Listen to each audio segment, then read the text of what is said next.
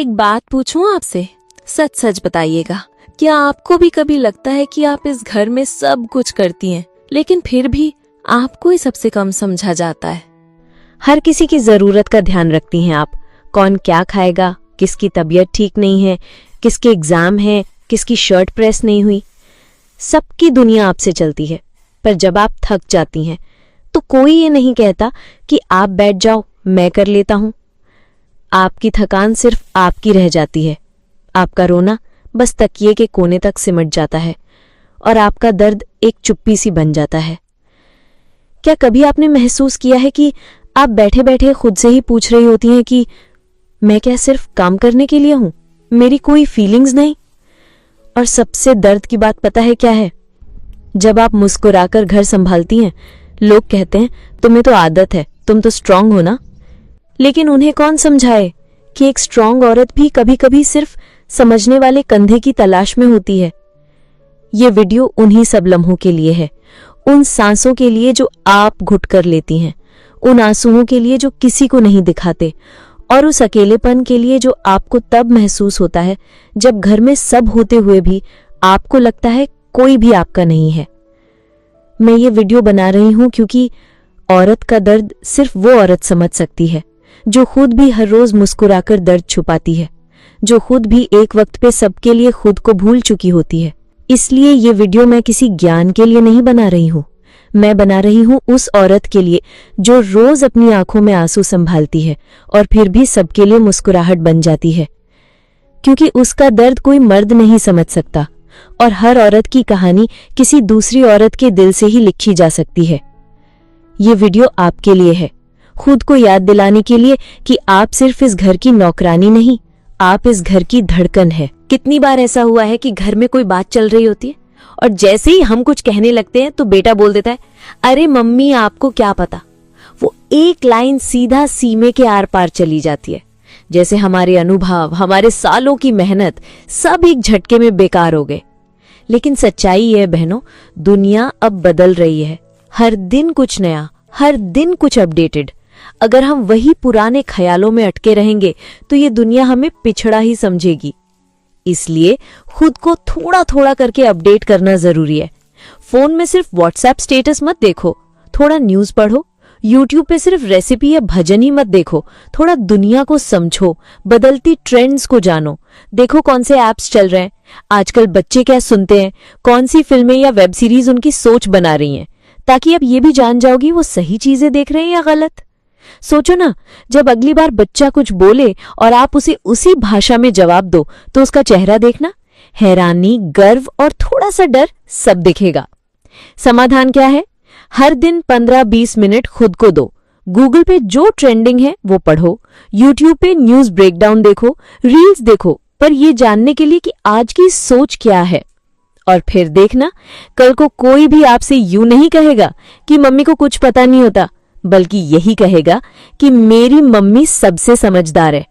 और वो दिन जब आएगा ना, तो जो इज्जत आंखों में दिखेगी वो किसी शब्द से कहीं ज्यादा गहरी होगी। कभी कभी ना हमें खुद नहीं पता होता कि हमारे अंदर क्या क्या छुपा है। हम दूसरों की तारीफ करते करते खुद की काबिलियत को नजरअंदाज कर देते हैं।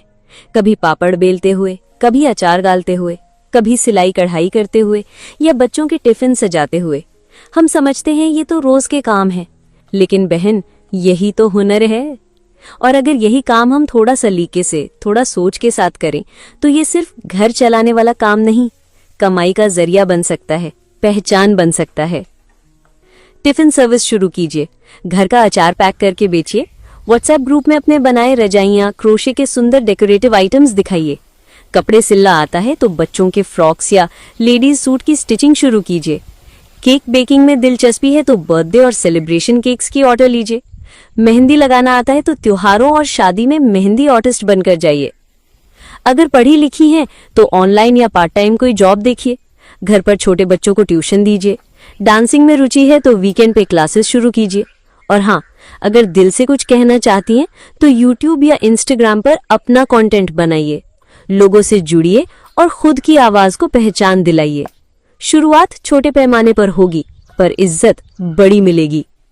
और सबसे जरूरी बात, जब पहली बार कोई आपको पैसे देगा आपके बनाए किसी काम के बदले, तो जो आत्मविश्वास आपके अंदर जागेगा ना, वो आपके चेहरे से लेकर चाल में दिखेगा।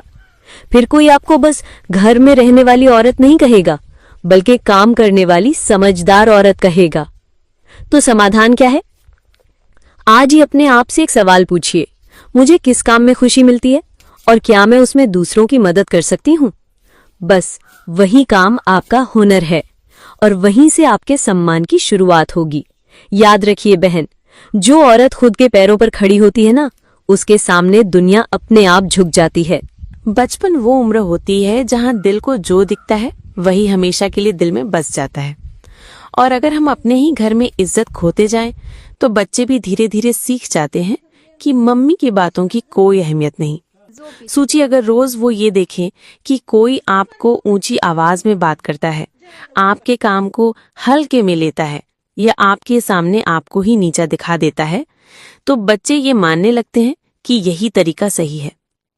कई बार तो माँ बाप ही अपने बच्चों के सामने बहस कर बैठते हैं या खुद माँ ही अपनी बेइज्जती पर चुप रहती है, कहती है बच्चे छोटे हैं, क्या समझेंगे। पर यही सबसे बड़ी गलती होती है। बच्चे बहुत समझते हैं। आपके चेहरे के उतरे हुए रंग, आपकी चुप्पी, आपकी टूटी हुई आंखें सब पढ़ लेते हैं और वहीं से शुरू होता है उनका नजरिया। बच्चों को संस्कार देना सिर्फ उन्हें नमस्ते और धन्यवाद सिखाना नहीं होता, उनके सामने आपको अपनी इज्जत बचानी भी एक संस्कार है। अगर कोई आपके सामने अपशब्द कहे तो एकदम सधी हुई आवाज में कहिए, कृपया इस तरह की भाषा मेरे सामने ना बोलें। ये एक लाइन आपके बच्चों को सिखा देगी कि मम्मी की एक हद है और वो खुद को सम्मान देना जानती हैं। कभी भी बच्चों के सामने खुद को नीचा ना दिखने दें। अगर कभी ऐसी कोई बात हो भी जाए तो बाद में अपने बच्चों से कामली बात कीजिए, बेटा मम्मी को ऐसा बोलना अच्छा नहीं लगा। घर में हर किसी को इज्जत देनी चाहिए। इससे उन्हें समझ आएगा कि इज्जत मांगी नहीं जाती, बल्कि अपने व्यवहार से कमाई जाती है।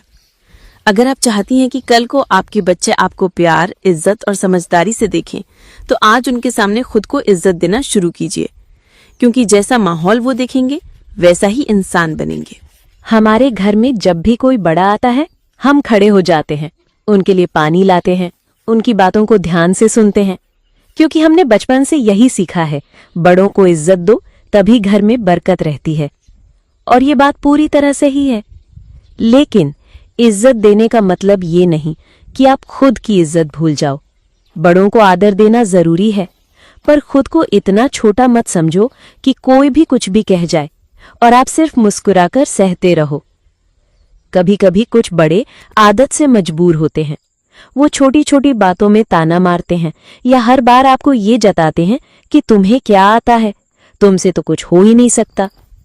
ऐसे में चुप रहना हमेशा सही नहीं होता। सम्मान के साथ खुद की मर्यादा बनाए रखना जरूरी है। अगर आप हर बात चुपचाप सहती रहीं, तो धीरे धीरे आपकी पहचान मिट जाएगी और एक दिन ऐसा आएगा कि घर में आपकी बात कोई सुनेगा ही नहीं। इसलिए बड़ों को सम्मान दो, लेकिन इतनी चुप्पी मत ओढ़ो कि आपकी आत्मा घुट जाए। अगर कोई गलत कह रहा है तो आप शांति से आदर के साथ जवाब दीजिए कि माफ कीजिए, पर मुझे ऐसा नहीं लगता, या मैंने अपनी तरह से कोशिश की है, हो सकता है मुझसे गलती हुई हो, पर मैं सीख रही हूं।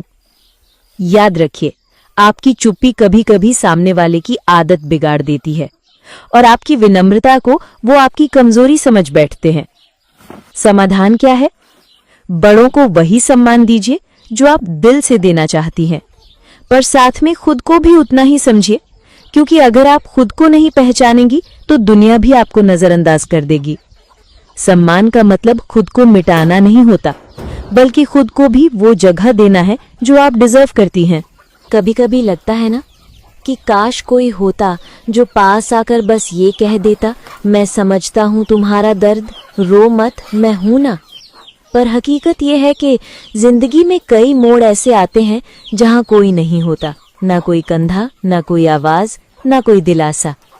आपके आंसू गिरते हैं तकिए पर और आप खुद से कहती हैं सब ठीक हो जाएगा, पर दिल जानता है कि अभी कुछ भी ठीक नहीं है। पर कब तक रोती रहेंगी आप? कब तक इस उम्मीद में बैठी रहेंगी कि कोई और आएगा और आपकी टूटी दुनिया को जोड़ देगा? सच ये है कि आंसुओं में बहकर कुछ हासिल नहीं होता।